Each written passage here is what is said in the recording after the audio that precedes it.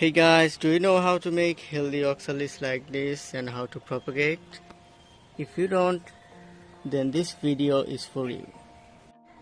Welcome everyone, it's Sean from Plant School. Today I'm going to show you how to make a healthy oxalis and how to propagate. As you can see, I planted here about 2 months ago a tiny little bulb from this iron cross oxalis, and now it's growing very well.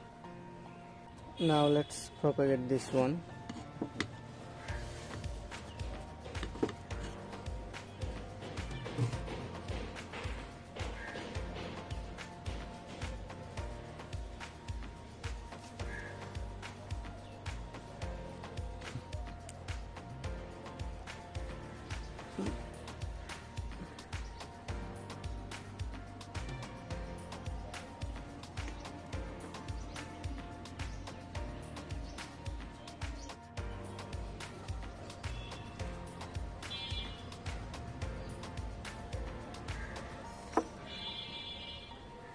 If your tiny bulb has buds like this that's going to flower, you have to remove this because your plants won't grow very well if you don't remove these buds.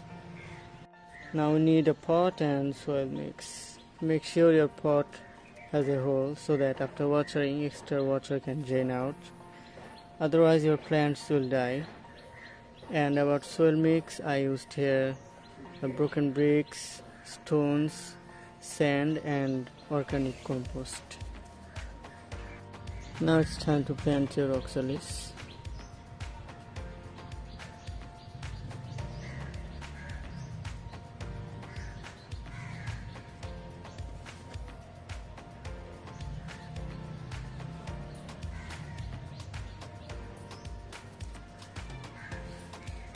Now it's time to water.